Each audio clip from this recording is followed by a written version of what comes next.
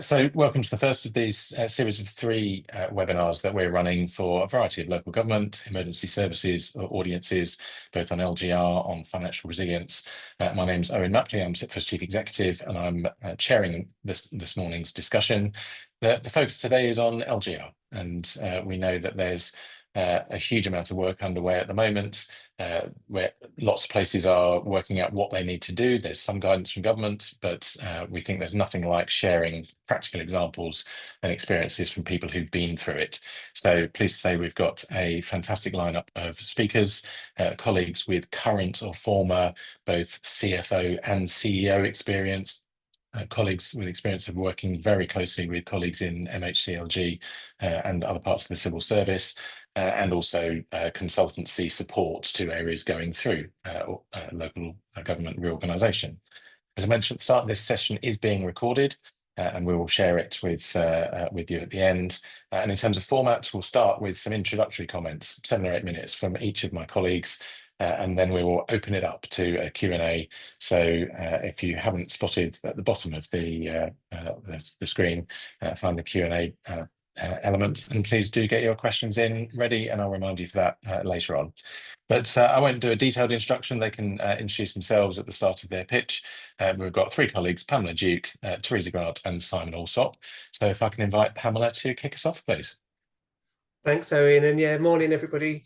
I think trying to sum up LGR in 7 or 8 minutes is now impossible, but no, I just want to start with a real positive. I mean, I've just left West London Furness Council. I was their first Director of Resources and Director of Finance, and it was a real privilege to set up a new authority and be part of a new council that was shaping, forming and growing. So it is a real privilege to get involved in the LGR programme. And if you love problem solving with a few curveballs, apply a bit of logic, but need to take a few risks, then you're the person to step into this. But what I would say as well is that if people don't want to step into the LGR programme itself, there's a hell of a day job to keep on delivering. And so actually you need both sides. You need people that are really happy to stay in there in delivering the services and supporting services and making sure that there isn't a dip in performance or a shift in focus, because people out there, the communities, need our services day in, day out, and to them LGR is something that hopefully doesn't actually make too much difference from day one. It should do from day 30, day 60, year 2, but day 1 they should see a seamless transfer from one authority to another. And that was one of the goals that we set ourselves, was that almost the communities wouldn't notice. Yes, they'll see a different banner. Yes, they'll see some different comms. They'll have a slightly different feel maybe about who they're contacting, but actually the services shouldn't change in terms of the continuity of those services. So I think, for me, the reflections looking back on the last sort of 2.5, 3 years is, you really have to be realistic. You've got to be realistic about the capacity and skills that you've got within your own teams, within the organisations that are going through LGR together as a group. Be honest about the position that you're in. There's always skeletons in everybody's cupboard. This is the time to be really honest with your other 151 officers and your other directors of finance and chief execs, because actually if you can fix the problems together going into day 1, you'll be in a much stronger position for those new authorities. So, this isn't the time to be a little bit bravado about what you're doing and how you're doing it. We need some real honesty, I think, through this. Be curious, because every LGR program is different. There's a lot we can learn from each other, but we are unique in our sort of different authorities and different positions that we're in, and different politics, different geographies, different sort of positions in terms of change programs. So they are all different, but we can learn a lot of lessons from each other. And be professional. I think this is the biggest one for me. People's behaviours can be tested, I think, through a stressful process like LGR. And I think as professionals, if you can hold your values and lean into those professional values, then actually that helps to navigate through some of the really tricky conversations that you're having. Because ultimately, at the end of the day, a lot of this is principle driven. There's quite a lot of rules and there's quite a lot of requirements that you have to adopt and follow. So actually actually leaning into those and using those as the backbone of any decision making, because don't forget all of this is auditable at the end of it, then that really helps to take away some of the emotions, some of the noise, and some of the frustrations that might come out through this process. So I think keeping really core to the values and your professional values, whether you're a monitoring officer, a finance officer, a statutory officer from children's, adults, and keep hold of those values, because they'll get you through. Because the common ground is that we're trying to improve the delivery of services to the community. That's your common goal. This is about improving those services to the communities, and otherwise, why would we be doing it? So I really think that's what you've got to keep on holding on to as well, is that overall objective. And from a finance perspective, we kept our objectives really, really simple. We just wanted to pay people. We want to collect income. We wanted a ledger that could produce a set of accounts, and we wanted to support transformation where possible. So keep your objectives of what you're trying to achieve through this very straightforward and very high level, because day one will come around really quickly. That's my other top tip. Be realistic about what you can do for day one. You're working to quite a few different time frames. So you've got to set up shadow authorities, you work into day one, you work into day two, which is a long way off business as usual. So that first year is very much around trying to get the basics back right, trying to get the governance and the culture built up and supported. And so, you work into different time frames. So try and be clear at each point which time frame you're working to, which part of the programme you're involved in.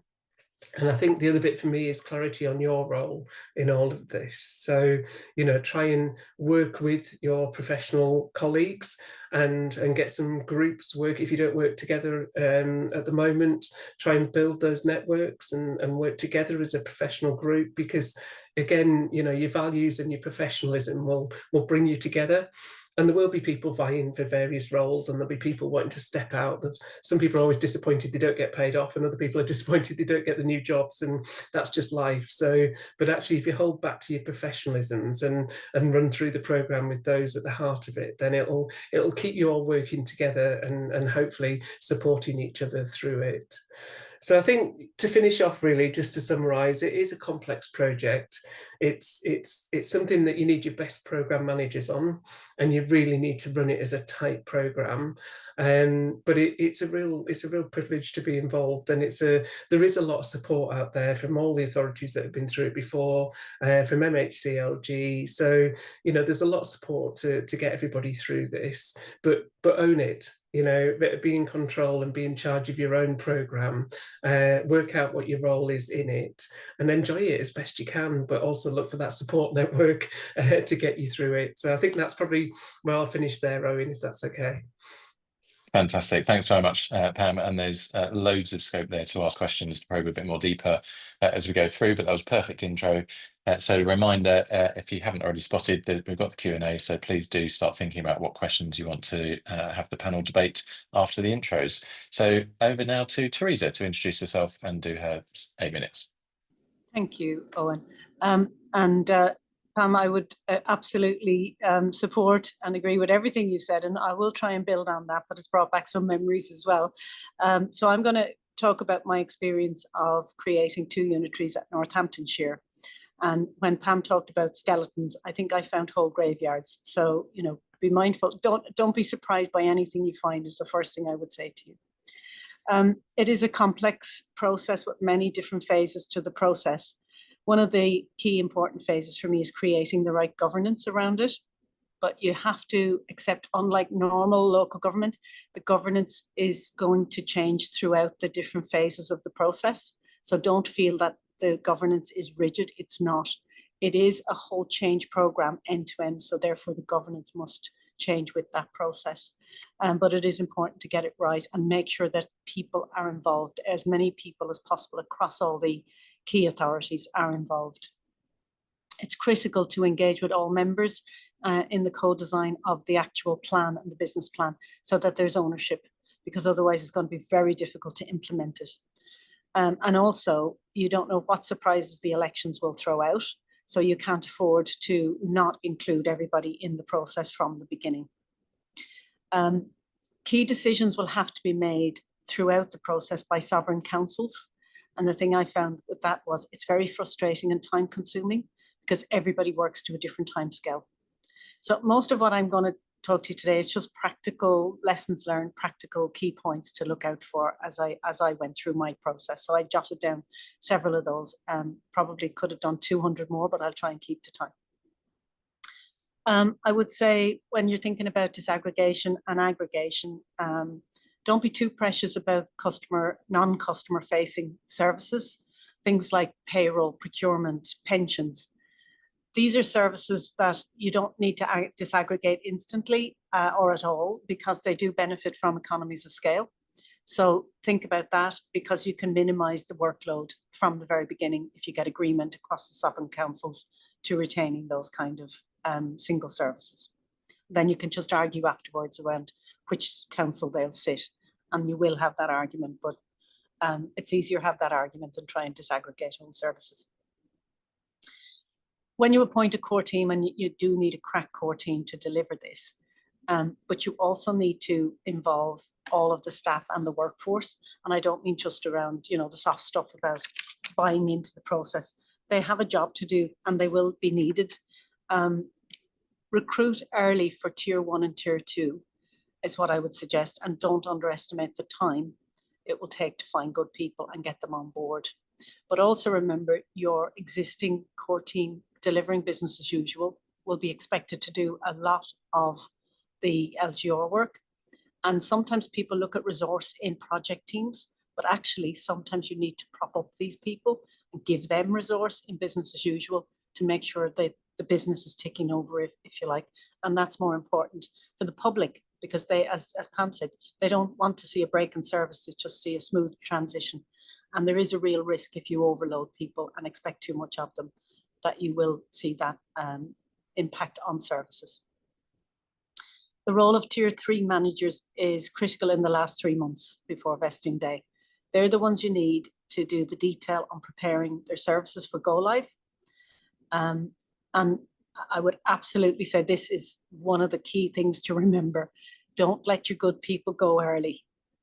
So do a deal if you have really good people that you're going to need to get you to vesting day and get you maybe a little bit beyond. I would keep them just beyond to get it, get past your vesting day, get it up and running properly.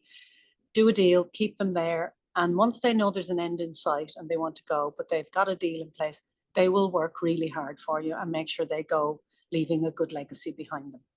But those key people, I can't emphasize, people with the knowledge and experience, you need to keep them.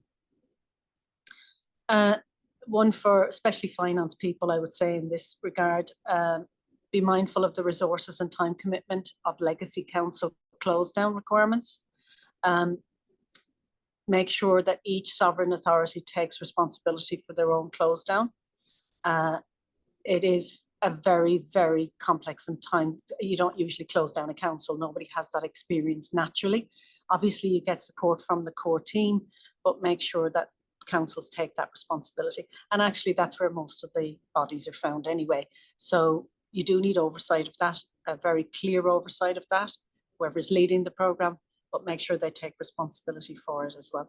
And when you're doing close down of these councils, make it a celebration. It shouldn't be, it shouldn't be a wake.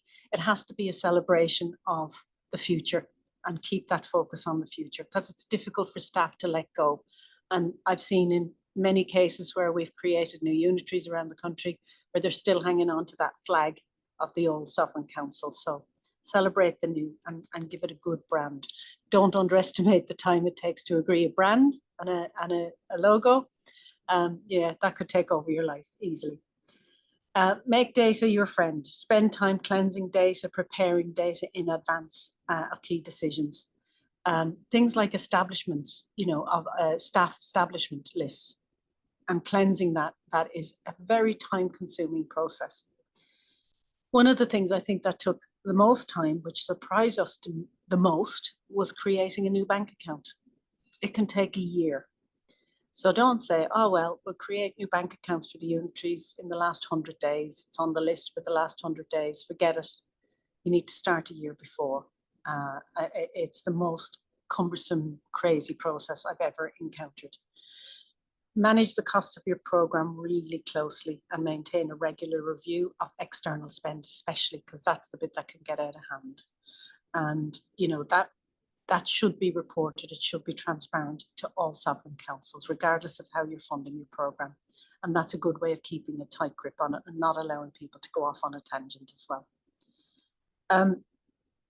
Choose your support wisely. And I've said this before, there are a lot of really good, experienced people out there who can help you, not least, you know, SIPFA and some of the work they're doing on pro formas, etc. But there's also a lot of people who are not experienced and who will cost you time and money. And you don't have time. And this is the one thing with the local government reform process. You can't buy more time. You have a deadline that can't be moved. It's like the Olympics. When it opens, it opens. You can't change the date and get a bit more training in. And the same goes for LGR. You must go live on vesting day, regardless of how ready you are. So get good people and make sure that they are capable people who can do hands-on work and who are not talkers and consultants who will take your watch and tell you the time. The financial planning process has many dependencies and interdependencies linked into other areas of the programme and business as usual as well within each sovereign council. And that is time bound. So sequencing is key. So don't underestimate how long it will take to sequence processes, because as I said, even with getting key decisions through, each council will have different time scales for key decisions, but also for sequencing of financial information and how you extract that from each sovereign authority. The balance sheet is really complex and there's numerous considerations and principles to agree on. For example, assets and debts. And they're the two key things that at the end, you will still be arguing over, I promise you, and even possibly after go live. So have a look at those and focus on those maybe in the early stages, and you might avoid that particular difficulty at the end, as others have experienced. And again, your resources will depend on what you want to achieve on day one. Our programme was called LGR Plus because we wanted to deliver transformation as well as two new organisations. We set ourselves a target of £85 million worth of savings. We also had a bankrupt council thrown in for good measure. And then in the middle of the process, we got COVID. So COVID landed. We delivered 65 of the 85 million through our LGR Plus programme. And I left 105 million in reserves for two councils where there was previously none. So sorry, I'm running out of time and I'm trying to be as quick as I can. Two last points, maybe three. Be realistic and sensible about what you can change and what you require for day one. As I said, we did Safe and Legal Plus, but you know, Safe and Legal will get you to day one, will get you past vesting day. Allow 6 months for stabilisation and longer where there's more work to do after vesting day. And vesting day is just a milestone. Expect the unexpected, competing processes, and final point, and just jumping through these, plan, and plan again. Plans change. In the last 100 days, you'll need a very long list of activities to be delivered to ensure a successful transition to the new unitary council. So plan, and have a plan B for your plan A. I'll finish there. Thank you. Fantastic. Thank you so much, Teresa. Bang on the button of 10 minutes. So really, really helpful and so many points in there. Our final speaker, just before I introduce him, for those who've joined us more recently, huge apologies. It looks like there's been a gremlin in the sharing of the joining instructions. So this session is being recorded. And if you missed any at the start, then there's some gold dust in the comments already made. But we've still got half an hour at least for discussion and Q&A as well after we've heard from Simon. So Simon can introduce himself, but also he'll say a bit about the work that SIPFA has been doing with MHCLG. We've heard the call loud and clear from colleagues saying we don't want to do it 100 different ways. Could a templated approach be used for key things like financial data? So we're optimistic that we're nearly there, but Simon can say more. Over to you, Simon. Yeah, thank you, Owen. Morning, everybody. Yeah, just a bit of background about myself. Been at SIPFA for a couple of years now, and I'm leading on the practical work that we're doing with MHCLG around the financial business case, working very closely with Teresa as well and her team. In terms of my experience, latterly with police and fire as 151, but done lots of work with councils around financial business cases over the years as well. And some of the things that I want to talk about really build on what, unsurprisingly, what Pam and Teresa have already covered. There's sort of three main areas I wanted to pick up really. The first one is data, which I think Teresa's just explained the importance of that.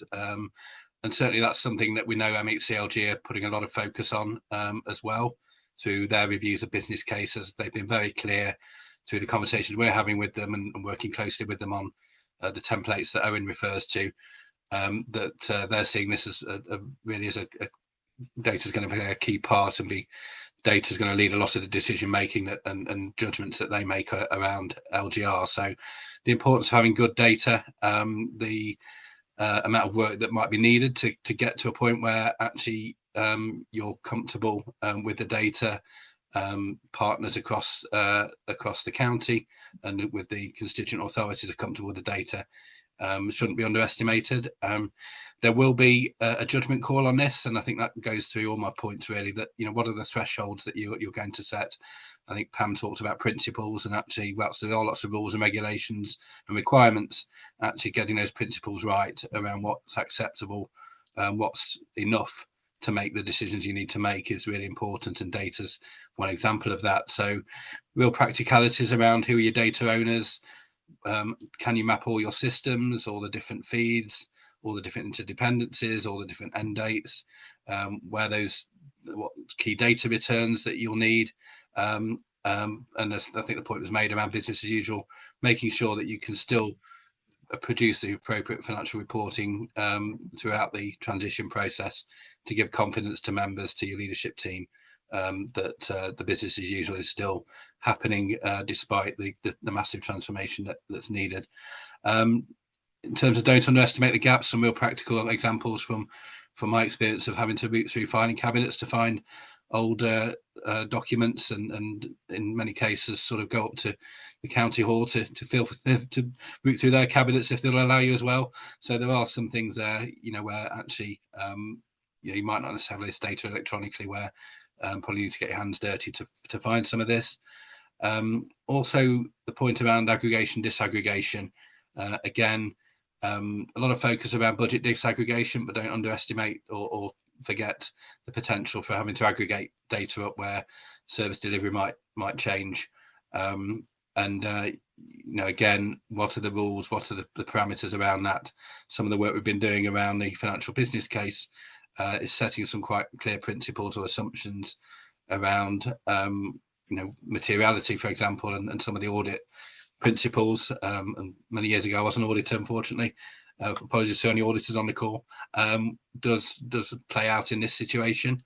The importance of having the confidence in the substance of what you've got. There's lots of different forms of data, forms of information, but actually it's the substance and the confidence in the substance of the information that's really important.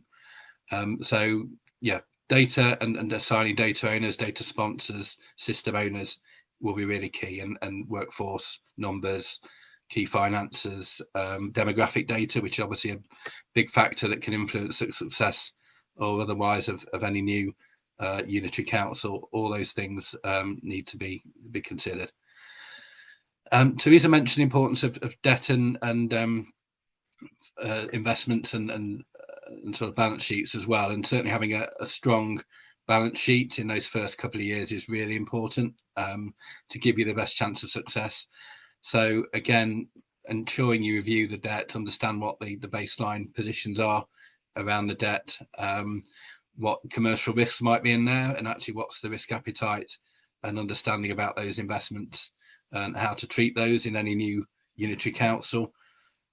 Making sure that actually you understand what the members' appetite is, and then obviously with shadow authorities there'll be conversations about that politically that will need discussion, particularly around any ambition around place and any big regeneration projects. Making sure you do lots of modelling around that. I think Teresa talked about a plan A and then another plan and then a plan and then a plan for plan B. Doing that modelling around what the different scenarios might be and the impact of demand, not just the status quo, and future demand might be on some of the viability or future success of a new council will be really important. That's building on what you'll already be doing, no doubt, through your medium-term financial strategies anyway.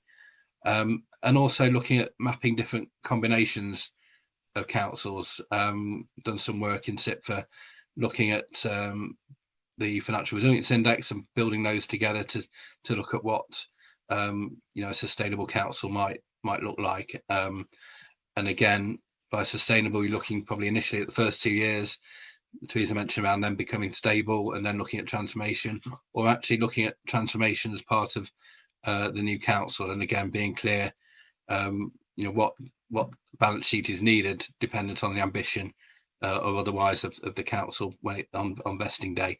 So those things and that modelling, and being open and honest about that modelling, going back to what Pam said about being honest, being realistic, will be really important.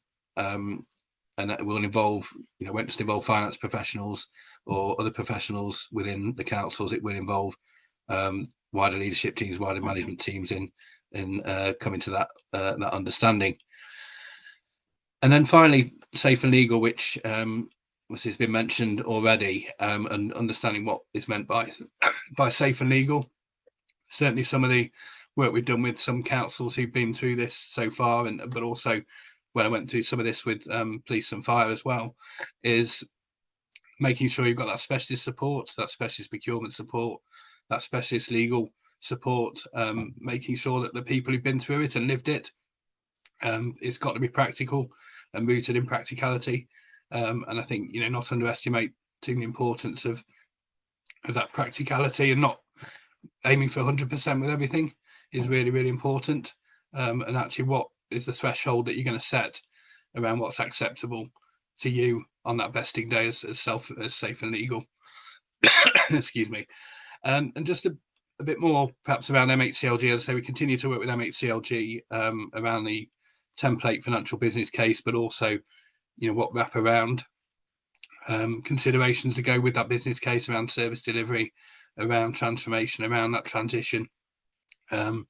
We are looking at sort of future webinars around that, and also continue to work with the LGA and sector support with that as well. So, perhaps see this as a bit of a start point of a continuation to support you through the journey, which, as Pam said, there's people there, we're there, SIP to support you through that journey. So I think that's me. I might have been just under, Owen, but obviously happy to take any questions from anybody. No, that's fantastic. Thanks ever so much, Simon. And please do grab yourself a glass of water. It sounds like you're having a sack of your own gremlins there. So we've had a question in about having missed the start. So yes, the session is being recorded. So the contributions from all of our panelists are available to view if you missed that. But we're moving into the Q&A section. I can see one that's come in that I'll be asking about approaches to delivery models, LATCOs, etc., and how to consider what service delivery models to use in the new. But before I get to that one, just want to pick on a couple of things that have been picked up from colleagues whilst you're all thinking about what to add to the list of questions. So a theme that very much came out from all of you is around capacity. There's so much going on at the moment in terms of business as usual. There are other change programs that are live in all of the sovereign councils before creating new ones. So I'll start with Teresa. Any top tips for how to ensure that you've got the right capacity and the right projects, both the LGR project, but also any other live projects, and as you said, making sure you're keeping a good eye on business as usual service delivery? So for me, all of it will go back to the business case in terms of what you're trying to create. So you work back from there effectively. I was building 2 councils. We had a total population base to split of 750,000 between the 2. Some of the new councils coming forward are much bigger than ours. I thought they were big, but actually some will be a lot bigger. So you need to base your resource requirements on the scale and size of the prize. So I had 8 councils to disaggregate and reaggregate. So you can gauge from that the size and scale of the core team that you need. And that core team is absolutely critical. And that core team needs to be experienced. You can then pick, and don't wait for people to volunteer necessarily. Pick your key people across the whole of the sovereign councils that are included, and pick your key people out and tell them they're working on local government reform. Don't wait for volunteers. on day one, because they're the people who will know the business of those authorities, and spread that across so you've got people from each of them. So the size of the resource will very much depend on the size of council you're creating, and also the number of councils that you're disaggregating. Fabulous, thank you very much. And another theme that I'd like to just delve a bit more into, and I'm coming to you, Pam, is thinking about the politicians. That obviously there's a lot of work that the officers have to do, but we've got to engage all of the politicians who are involved in every council, administrations and opposition. As Teresa said, we never know, and we've seen recently you can have significant change during a process. So any top tips from you about making sure that the project doesn't work in isolation and does engage and partner with all local politicians? Yeah, and it is critical, actually. I think we had a member implementation board, I think, that we set up across Cumbria, and we invited all cabinet members, all scrutiny members onto that session, and we ran it every Friday morning, and it was quite intensive from an officer perspective. But actually it brought everybody up to speed with all of the different services that districts, county councils, we were separating fire out to be with the commissioner. So it was really important that we actually get that level playing field of understanding across all members, because as you say, you know, once you don't know who's going to turn up on the shadow authorities, I would say once you've got shadow authorities, they can't actually manage services in that first year, because you've still got sovereign authorities that are delivering. So, you know, they are a bit frustrated because they've gone out with a platform, they've gone out with their manifesto, they've been appointed to be the shadow leaders of these new authorities, and for probably 9 months, 12 months, they don't actually have the services to deliver, to influence and to change. So a lot of the energy goes into what's the council plan, what's the real priorities, what's the culture going to be, what is that realistic transformation programme, and managing that and keeping expectations real with members is really important, because officers are running at 100%, and to expect additionality in terms of trying to run transformation programs that are going to start on day one, you do have to sometimes be really honest with the members and say, actually, you know what, getting to safe and legal is more important at this stage, and we hear what you're saying, but that's year one, that's not us getting to day one. So I think you know, absolutely, you've got to work with all groups, all members, and there'll be some interesting conversations that you'll have, some really challenging conversations that you have, but I do think you need some quick, you know, quite early on decisions. And I will use the pension fund as an example. The national trajectory is to pool, so you know there's no sensible decision that would propose disaggregating a pension fund. So quite quickly try and get political agreement across the parties, across all the different authorities, that you're just going to find a new administering authority for the one pension fund. And you can do that with some of the big contracts. If you've got PFI, PPP contracts, 20 years to go or 15 years to go, you know, you're realistically not going to separate those out and as part of the disaggregation. And just going back to the earlier point, there is a risk that people get a bit protectionist about their services and they couldn't possibly disaggregate them, and so they want to keep them as a single service and run it. And actually I think, you know, the evidence will show that some of the bigger services like children's and adults, because they often work on a regional or a geographic basis, there are ways to disaggregate those services quite safely, and it's often the systems behind it that cause the complexity, not the teams and the individuals and how they support people day in, day out. So don't think that that's too difficult, because actually keeping it as one service and the politics around trying to manage one service across 2 or 3 different authorities, the amount of energy and effort that goes into the reporting mechanisms around that, but equally, you know, authorities will go off in their different directions. And so actually don't put officers in that position where they're having to navigate through all the different owners of the LATCO or owners of that shared service. So absolutely, yeah. And that's perfect link into the first of our questions in the Q&A, that we know that each sovereign council will have their own service delivery models. Some will be in-house, some will be outsourced, some will have LATCOs, etc. Any advice about how to go about deciding how to or practical approaches to considering those delivery models for the new councils? So Teresa, anything that strikes you about that? Yes, Yeah, loads. It will very much depend on the length of time. I think Pam's already said that's left on a contract. So if you have something outsourced, for example, you know, a waste contract, you might want to look at the end date of that contract before you decide whether you're going to aggregate, disaggregate. One of the things we had to do as well was to procure a new waste service during the process of setting up. And we did that for the 2 councils. And again, it was a big piece of work and complex because they both wanted their own services. But they agreed that they should procure them as a single, do a single procurement for 2 services. So the money was saved on the procurement process, but it was very clear that the members wanted 2 different services at the end of it. So, you know, it wasn't totally pulled apart, if you like. There was a lot of sensible decision making, but that had to come with time. In the beginning, there wasn't. It was very much, no, I want everything. So I want my toy train and I'm not going to play with you and I don't want you to play with my train. But as we went through and we were able to show them through practical examples, mostly financial, of what the cost would be, they came to their senses. So I would say, look at each of these, don't dismiss anything as being too difficult.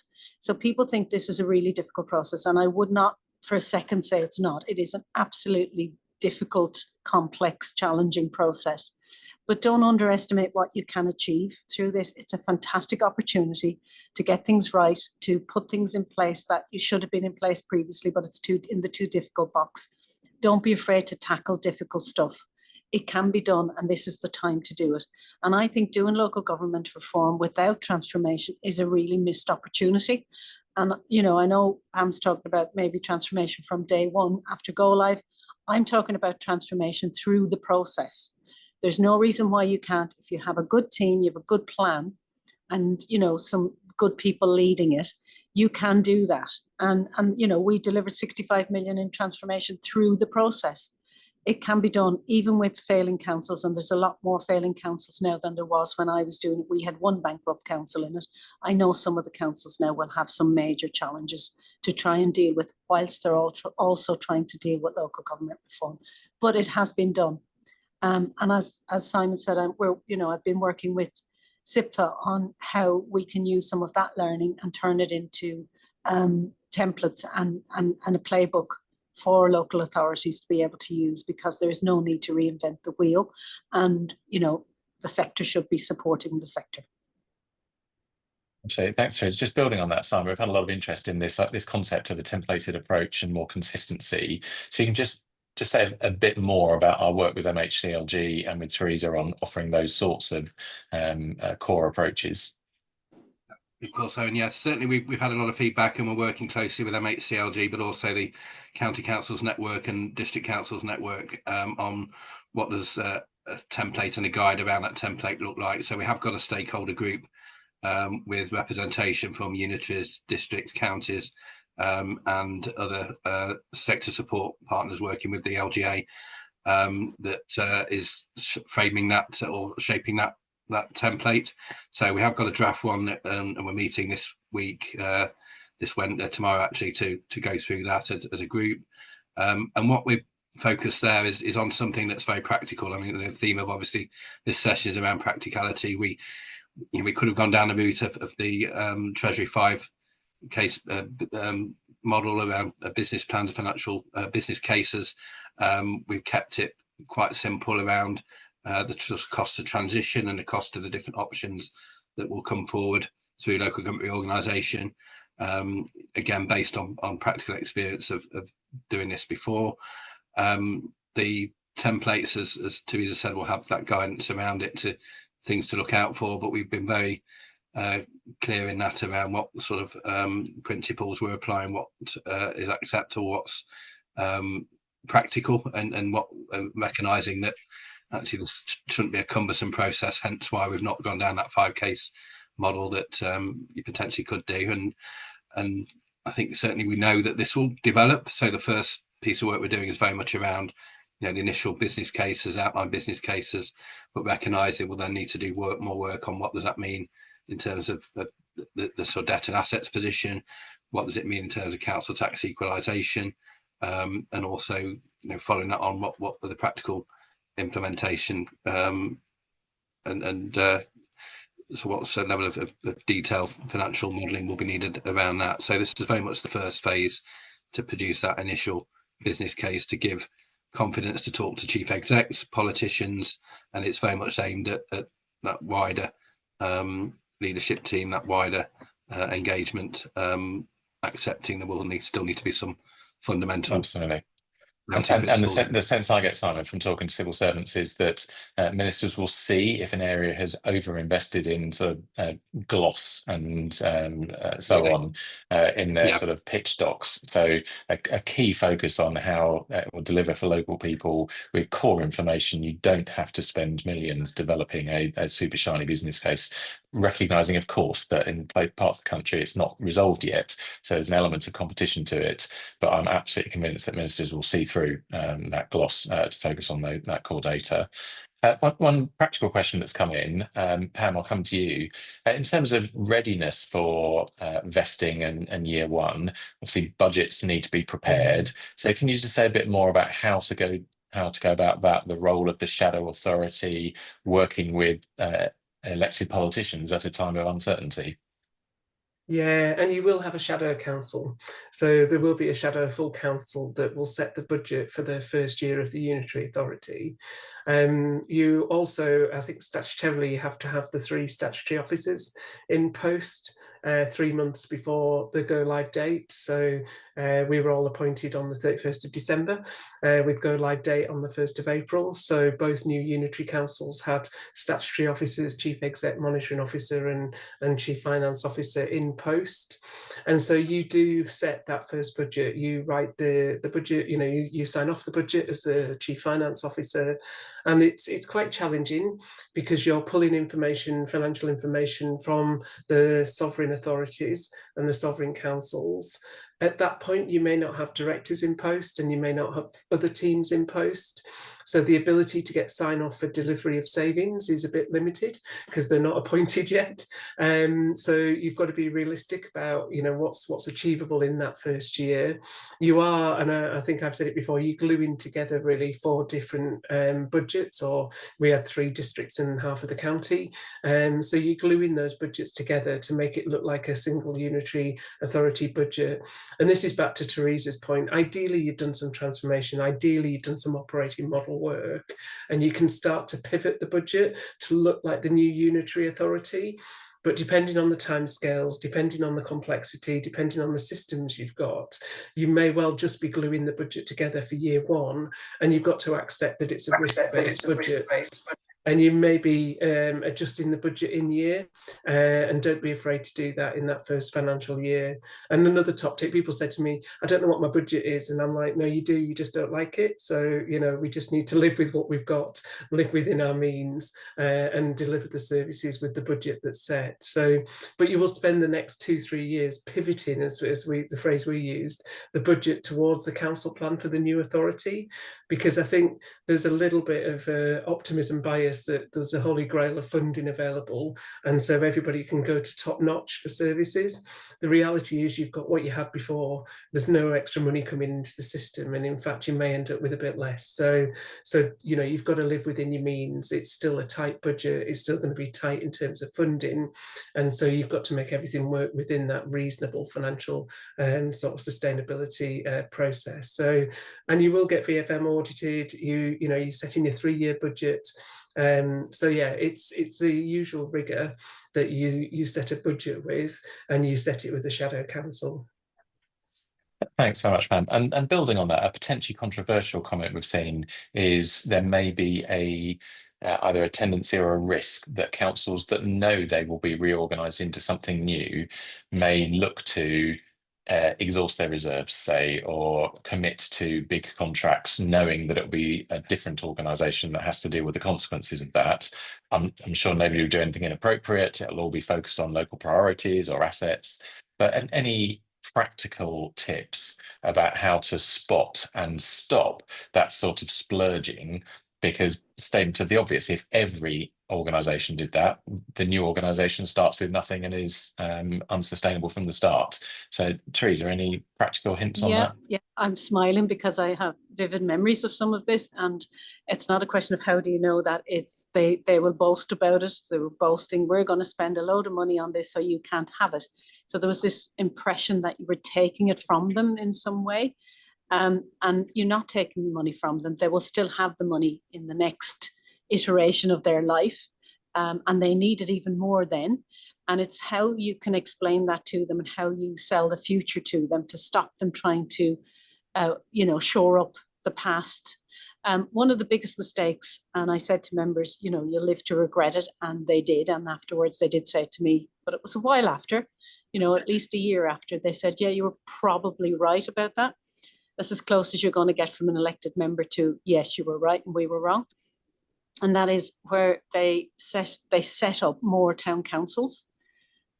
So there was a few, but they actually went about setting them up because they felt that would give them control. And then they transferred assets to those town councils. And that then in the future became problematic because they got strong town councils in place who didn't want to cooperate or collaborate with the new unitary, wanted to do everything their own way, had control of big assets that the council would now like to have had themselves, and some of those historic assets as well, and ceremonial assets, which they thought by divesting themselves of those early on to town councils that were protecting them in some way. Actually, it wasn't. And there's some examples out there that new unitaries should look at, and should talk to elected members in places where unitaries have been set up, and look at, it's not just lessons learned for officers, it's lessons learned for elected members as well. And some of those actions were very foolish and they have lived to regret it. But you need to get that message across to them early on, because otherwise you will lose good assets, good resources and money that could help to prop up the new unitaries. That's helpful. Thanks so much, Teresa. Simon, let me come to you. Yeah, I mean, just building on Teresa's point, the importance of the statutory officer roles and the golden triangle through the three statutory officers is key in that situation. And certainly, as Pam said about the VFM responsibilities, best value duties, don't be afraid to talk to your auditors. I know it's challenging at times to get hold of them at the moment, but certainly, they will be looking at these sorts of things as well. And some examples, we've had some calls already from directors of finance, heads of finance who've got those concerns in and calls into SIPFA. It's about sort of seeking that advice and support and getting those second opinions as well, because there is support out there, and the chances are some of the councils will be having exactly the same challenge as you are. Great, thank you. One comment we get is around engagement with both local communities, but also local partners. It's so easy to focus in and get quite insular quite quickly because it's so busy and so much to do. But clearly, all councils operate in complex local ecosystems. So, particularly Pam, Teresa, any experience you've had of how to keep both local residents engaged in the process, but also critical local partners, be it education, health, voluntary sector, etc.? Yeah, I mean, I think from a partner's perspective, they're key stakeholders, and they're really interested and really nervous about what the future is going to look like, because they're going to be, as you say, part of that new ecosystem. So, you do need to set up regular stakeholder engagement sessions with all your different partners, and health particularly. We unfortunately aren't in Cumbria coterminous with the health boundaries of ICB, so there was huge complexity in all of that. So, we had to work really hard with our health partners, but yeah, education and the voluntary sector, and the day business carries on. So you will have those relationships in place, and you will have those regular engagements, and it's too easy to sort of put them to one side because LGR takes over. And that's about that balance between day business and LGR, because actually maintaining those relationships and continuing to improve and deliver the services for the community while you're doing all of LGR is absolutely critical. And I think, for the residents residents, as I say, I think, you know, they don't oversell the benefits of a unitary council. They may have one number instead of two to ring to get hold of the council. There will be some interesting conversations, and you'll never quite be able to explain council tax harmonisation. But overall, it's about the fact that the services that they really need will continue and improve, hopefully, because that's the aim of the game, and be really honest and realistic about the time frame for that. And I think that's where each council will be in a different position as to how deliverable that is and in what time frame. But I think from a resident's perspective, you know, we really did get to the stage where if they didn't notice on day one, we've ticked a box, because actually nothing's fallen over. They haven't not had the bins collected. We haven't not managed to deliver all of our social care responsibilities. And so I think there's a real honesty about the fact that, you know, residents may not be that interested really in some of the mechanics of it, but if the services are still delivered, and if they can contact people when they need to contact people, then actually that's the important part from a sort of resident perspective. So, you know, I'm sure they'll have a view on the logo and everything like that, but be realistic about it and keep your comms budgets. You know, they could spend millions on rebranding, and it really isn't necessary on day one. Thank you. Teresa. Yeah, I would say start from the very beginning in terms of your the public understanding what you're trying to do, and think about the business case. Make sure there's something in that business case that is reflected outwards, because all of the business cases tend to be reflecting inwards. What are we going to create? But actually there has to be something in that for the public. And we did what we called a prospectus for change. And that was very outward focused as well. And the reason for that was, and I sold it to members on the basis, do you want to get elected at the end of this? Because you won't on the basis of your original business case, because it's just inward looking and there is nothing in that for the public. So you need to start on day one and set up your business case with an outward looking focus on what's in it for the external, the public, for partners. That needs to be an element within your business case. Otherwise, you're just selling it to yourself. We presented that prospectus for change to all our external partners from the very beginning. We did publicity for the public. This is what's in it for you. And then we did regular updates throughout the process to partners to keep them on board, showing the prospectus for change and that roadmap and how it was being delivered. So we took people on the journey with us, and they didn't see any change on day one or day two, but actually they knew what was going on behind the scenes and they knew what to expect. Brilliant, thank you. Right, we're coming to the end. So I'm going to invite each of our panelists to give one final reflection, particularly anything you wish you knew at the start that you've learned from going through this whole process. Also, I'll repeat the apology for the invite gremlins. We will absolutely fix that for the future. But if you want any follow-up, we do a lot of work with councils. It's not just around financial resilience reviews, but we can really help with this. And as to borrow Teresa's phrase, we like to provide sector support by the sector for the sector. So if you're interested in finding out more, just Google SIPFA LGR, and that will take you to a link with contact details for Simon and colleagues, and we can do more. So final comment in the same order that we started with. So Pamela, any final sentence? Yeah, I think for me, your staff are your key assets. They're the people, you know, you really need to invest in your staff. You need comms, more comms. You need to keep your staff engaged. You need to work out what role they want to take in this and just really look after your staff. Systems will be the hardest part, and potentially the most complex part, and all the providers will be trying to get in on that. So, you know, just make sure your systems part of it is really well managed. And there's a plethora of statutes, so get friendly with your MOs, because you'll end up spending days locked in rooms together trying to get legal agreements signed off at the last minute. So yeah, staff, statute and systems, they're the three sort of like buzzwords that will come out of all of this in the end. Fantastic. Teresa, final sentence from you. Very similar, I would say, spot on. I would say staff, we created something called Change Champions across all the councils, and we started off with a small number, a couple in each. We set ourselves a target of, I think it was 10 people in each council to become change champions across all grades, and actually we ended up with hundreds. And these were people who sold it for us into the workforce. It took a life of its own. They became self-sustaining, and they did amazing things to actually create this environment where everybody felt involved, everybody felt part of the process, and everybody was committed to the single vision of the future. And absolutely don't underestimate your systems, but get in early, because there's too many councils now. It was difficult enough for us. There wasn't many unitaries at the time.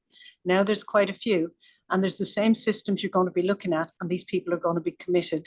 So get in early on the systems that you know you're implementing, and put your order in now, is what I would say to you, because it is pretty difficult. Thank you. Simon, final word. Yeah, just for me, it's making sure you got focus and impetus, and use tools and techniques that resonate with your organisation. So, good example, maybe civil contingencies approaches, gold command. I'm not saying that take all of that, but if there's things there that give that impetus, focus, that people understand, that give that that confidence, use those tools to deal with the challenges Brilliant. that Pam and Teresa just talked about. Fantastic. Thank you. Hours flown past. So thank you to our my panelists. Thank you to everybody who's attended. We will email out to everybody with a link to the recorded session and a link to, you can Google SIP for LGR, but we'll also have a link into our website where you can see a summary of our offer. So good luck for all of you going through this. Lots of other things going on as well, but we'll just carry on doing what we do here in local government, just delivering for our residents. Thank you for your time, and have a good rest of the day.